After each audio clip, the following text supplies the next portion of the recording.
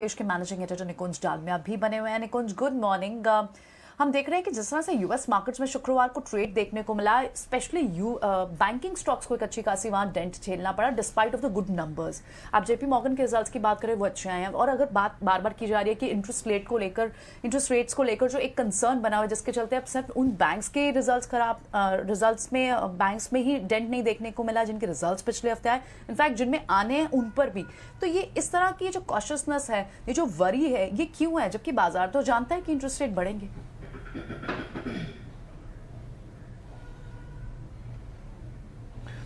प्रियंका, ये बहुत बड़ा इस समय डिबेट है कि इंटरेस्ट रेट बढ़ेंगे, कितने बढ़ेंगे, उसका इम्पैक्ट कितना आएगा। जब एक इमरजेंसी सिचुएशन से अगर फेड इंटरेस्ट रेट्स को अपनी बैलेंस शीट को नॉर्मलाइज करेगी तो उसका क्या इम्पैक्ट आएगा, कौन से सेक्टर्स हैं जिनके अंदर इम्पैक्ट ज़्यादा आएगा, कौन से सेक्टर्स हैं जिसमें इम्पैक्ट कम आएगा। तो ये जो डिबेट है एक बहुत बड़ी डिबेट है। ये डिबेट चलती रहेगी, बट इस समय कोई स्थिरता से कोई बहुत कन्विंसिंगली आपको आंसर नहीं दे पाएगा। देखिए, अगर यूएस में इन्फ्लेशन 7% आई है और ब्याज दर यूएस के अंदर अगर 2% से भी नीचे हैं, तो जाहिर है फेडरल यूएस फेड को इंटरेस्ट रेट्स बढ़ाने पड़ेंगे। अगर इंटरेस्ट रेट्स बढ़ते हैं तो इसका मतलब क्या होगा? Cost of capital goes higher. अगर कॉस्ट ऑफ कैपिटल जाती है तो आप जो इक्विटीज़ हैं, शेयर बाज़ार की इक्विटीज़ जो एसेट क्लास है, उसकी उनमें कंपनियों की वैल्यूएशन कम होगी। और शायद यूएस मार्केट में हमें ये दिख रहा है। अगर आप नैस्डैक के अंदर अगर आप 4-5 बड़ी कंपनियों को हटा दें, जो एस&पी का बड़ा हिस्सा है और जो नैस्डैक का बड़ा हिस्सा है, तो लगभग 60 से 70% अमेरिकी टेक्नोलॉजी कंपनियों के अंदर 20 से 40 से 50% करेक्शन आ चुका है। तो एक बिग हेवीवेट सेक्टर जो कि यूएस टेक था ऑलरेडी करेक्ट कर चुका है। अगर हम रिस्क की बात करें तो बिटकॉइन इस साल हाई से करीब 35% गिर चुका है। दूसरी क्रिप्टो करेंसीज को भी और मार पड़ी है। तो ग्लोबल मार्केट्स एक प्रकार से ऑलरेडी एडजस्ट हो रहे हैं because of high interest rates. अगर हमें इंडिया में देखना चाहिए, इंडिया में क्या हो सकता है?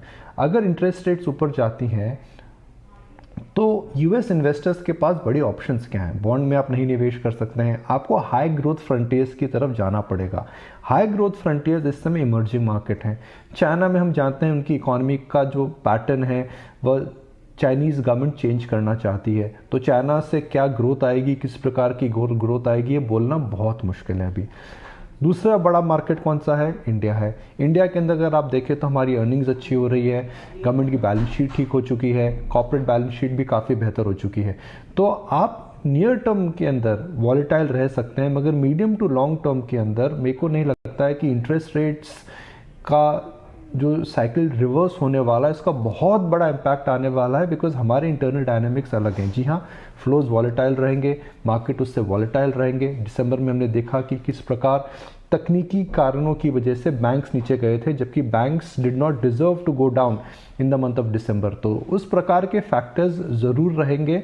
मगर एक बात तो तय है कि अगर कॉस्ट ऑफ कैपिटल ऊपर जाएगी तो महंगे पी वाले जो स्टॉक्स हैं उनके अंदर हम पी कंप्रेशन देख सकते हैं या टाइम वाइज करेक्शन देख सकते हैं। ये ट्रेंड मैं 2 या 3 हफ्तों से बोल रहा हूँ that P compression and mean reversion मेरे हिसाब से इस साल का सबसे बड़ा थीम रहेगा।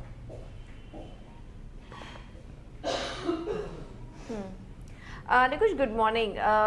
ग्लोबल बाज़ारों की बात की, लेकिन भारतीय बाज़ारों के अपने भी काफ़ी कुछ फैक्टर्स हैं जिसमें आने वाले समय में हम नज़र रखेंगे और उस पर रियायती कर नज़र आएंगे। जैसे कि अर्निंग सीजन, अब देख रहे हैं कि निफ्टी में जो बड़ी वेटेज वाली कंपनियां हैं जिनका कि करीब 24% वेटेज है निफ्टी पर, इस हफ्ते अपने नतीजे घोषित करने वाली हैं। तो ऐसे में किस तरह से देख रहे हैं आप मार्केट की चाल इस पूरे हफ्ते? कौन कौन से सेक्टर पर आपका फोकस रहेगा?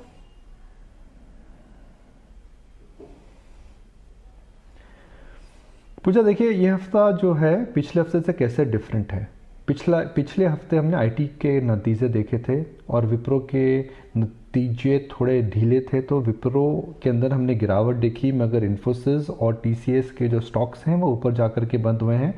और हमने देखा है कि जो आईटी कंपनीज ने कमेंट्री दी थी वो काफ़ी अच्छी थी। सो एक सेक्टर जो आईटी है उसके नतीजे आए, मार्केट को उम्मीदें अच्छी थी और IT company with the exception of 1 और 2 उन्होंने उम्मीदों से अच्छे नतीजे दिए हैं। इस हफ्ते रिलायंस का नतीजा आने वाला है, अल्ट्राटेक का नतीजा आने वाला है। हालांकि रिलायंस उम्मीदें ज़्यादा हैं बिकॉज जीआरएम बढ़ चुके हैं। रिलायंस के नतीजे फ्राइडे को आएंगे, मगर क्या रिलायंस के रनअप नतीजों के रनअप तक, क्योंकि रिलायंस इंडेक्स का सबसे बड़ा हैवी वेट है, तो क्या रिलायंस के अंदर प्री बजट बाइंग हो सकती है। सेकेंड, अल्ट्राटेक को लेकर के मेरे को लगता है कि मार्केट इस समय ज़्यादा उम्मीद करके नहीं बैठा है बिकॉज पिछला क्वार्टर जो था उसके अंदर कोल के दाम ऊपर गए थे, ट्रांसपोर्टेशन के अंदर मारामारी हुई थी, सीमेंट की ऑफटेक जनरली थोड़ी डेली रही थी। तो अल्ट्राटेक अगर थोड़ी सी भी सरप्राइज देता है तो this could be a stock to watch. तीसरा स्टॉक जिस पे नज़र रखनी चाहिए मुझे लगता है आईशर पे नज़र रखनी चाहिए। ऑटो के अंदर हम देख रहे हैं मीन रिवर्जन हो रखा है, काफ़ी अंडर परफॉर्म कर चुके हैं। हालांकि टू व्हीलर स्टॉक्स इस समय काफ़ी अट्रैक्टिव लेवल्स पर मिल रहे हैं और इसका प्रमुख कारण यह है कि शेयर बाज़ार में सबका मानना है जी भाई जो इलेक्ट्रिक व्हीकल में डिस्ट्रप्शन आ रहा है टू व्हीलर में वो रियल है, भले वो हीलो इलेक्ट्रिक हो या फिर ओला के स्कूटर हो या फिर इथर जैसी कंपनियाँ हो। तो आयशर की जो बड़ी बाइक्स हैं 350 सीसी 350 सीसी प्लस, उनके अंदर अभी डिस्ट्रप्शन नहीं है। हम एक बात कर रहे हैं वेल्थ इफेक्ट की, और वेल्थ इफेक्ट का जो सीधा प्रभाव पड़ता है वो मिडिल क्लास और अपर मिडिल क्लास पे पड़ता है। तो क्या जैसे आईटी के अंदर हम देख रहे हैं वेल्थ इफेक्ट क्रिएट हो रहा है, स्टार्टअप में वेल्थ इफेक्ट क्रिएट हो रहा है। ये जो जनरेशन है कि यंग जनरेशन है, यह एक एक्सपीरियंशियल चीज़ों के एक एक्सपीरियंशियल प्रोडक्ट्स लेना चाहती है। तो आयशर आई थिंक जो रॉयल एनफील्ड है वो एक एक्सपीरियंशियल प्रोडक्ट है और इसके अंदर डिस्ट्रप्शन का फेयर मुझे नहीं लगता है अभी होगा शॉर्ट टर्म में। तो this could really be the dark horse in the short to medium term given that other two wheeler stocks are trading at multi-year lows.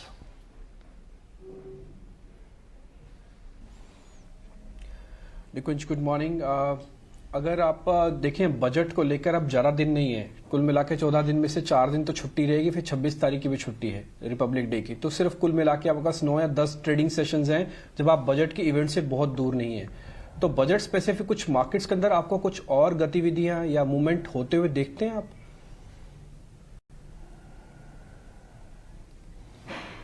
भी शेयर बाज़ार की छुट्टी होगी मगर हम ज़रूर काम करेंगे, हमारे बजट शोज रहेंगे। हम दर्शकों को हो सकता है शेयर बाज़ार के जिस दिन शेयर बाज़ार के प्राइसेस नहीं देखे, मगर मैं उम्मीद करता हूँ कि ईटी नाउ और ईटी न्यूज़ प्रदेश को ज़रूर वो देखेंगे बिकॉज हमारी बजट प्रोग्रामिंग बस चालू ही होने वाली है। तो जी हाँ, आप सही बोल रहे हैं कि शेयर बाज़ार में अब 10-12 ट्रेडिंग डेज ही बचे हैं मार्केट को। तो क्या है बजट? देखिए जी, बजट का जो इम्पैक्ट है डिम्पी, हर साल हम देख रहे हैं कि वो डाइल्यूट सा हो रहा है। एक समय होता था जब मार्केट बोलता था that the biggest and the most important event of the year was budget, मगर वो जो इम्पोर्टेंस है उसकी डाइल्यूट होने लगी है। इसलिए डाइल्यूट होने लगी है बिकॉज सरकार के जो बड़े भी रिफॉर्म्स आते हैं वो हमेशा बजट के बाहर आते हैं। जीएसटी के बाद एक जो सस्पेंस होता था कौन सी चीज़ें महंगी होंगी कौन सी चीज़ें सस्ती होंगी, वह भी अब चेंज हो चुका है। तो बजट को लेकर के क्या आ सकता है? बजट को लेकर के टैक्सेशन में चेंजेस आ सकते हैं, मगर पर्सनल टैक्सेस ऑलरेडी यहाँ पे ज़्यादा है तो उसमें चेंज मुझे नहीं लगता आएंगे। बजट को लेकर के आप उम्मीद कर सकते हैं कॉर्पोरेट टैक्स चेंज होगा। कॉर्पोरेट टैक्स में सरकार ने ऑलरेडी एक रणनीति बता दी है हमें 2019 के अंदर, तो वहाँ भी लेकर के मुझे नहीं लगता बड़े चेंजेस आएंगे। तो बजट को लेकर के क्या नई चीज़ आ सकती है? नई चीज़ें आ सकती है डिम्पी की, इस बार सरकार की जो बैलेंस शीट है, कई सालों के बाद हिंदुस्तान की सरकार की जो बैलेंस शीट है इस समय सॉलिड हुई है। रेवेन्यू कलेक्शन अच्छे हैं, ग्रोथ अच्छी आ रही है, होपफुली डिस्प्लेसमेंट खींच खाच करके उनका नंबर मिल जाएगा। तो क्या सरकार इस समय अपनी बैलेंस शीट स्ट्रेंथ को लेकर के स्पेंडिंग जो एक्सपेंडिचर बोलते हैं उसको काफ़ी बढ़ा सकती है? अगर वो बढ़ा सकती है तो जो भी सरकार से रिलेटेड सेक्टर्स हैं उन पे नज़र रखनी चाहिए। डार्क हॉर्स मेरे हिसाब से डिम्पी होगा डिफेंस। हम अक्सर बात करते हैं कि हम इंपोर्टेड ऑयल पे या कच्चे तेल को इंपोर्ट करते हैं, मगर हमारा जो इंपोर्ट डिफेंस में है वो भी काफ़ी बड़ा है। तो मुझे लगता है कि उसको लेकर के ज़रूर नज़र रखनी चाहिए। टेक्सटाइल एक डार्क हॉर्स हो सकता है, बड़ा सेक्टर है, सेक्टर कम बैक कर रखा है। इस सेक्टर के अंदर जो हमने देखा था साइक्लिकल डाउनटर्न था वो ख़त्म हो चुका है, मगर जो सेक्टर है ये एम्प्लॉयमेंट क्रिएट कर सकता है। जो सेक्टर है इसके अंदर एक सोशल इशू एड्रेस होता है टू एम्पावर मोर वुमेन अगर महिला लोगों को टेक्सटाइल सेक्टर वापस आता है तो अनएम्प्लॉयमेंट क्रिएट होगा, महिलाओं को और एम्प्लॉयमेंट मिलेगा, तो ये एक डार्क हॉर्स हो सकता है। और तीसरा जो मुझे लगता है कि जहाँ पर नज़र रखनी चाहिए, ये शायद इक्विटी में नहीं हो, क्या क्रिप्टो करेंसी में टैक्स आ सकता है। ये 3-4 बड़े जो पहलू हैं इन पे ज़रूर नज़र रखनी चाहिए।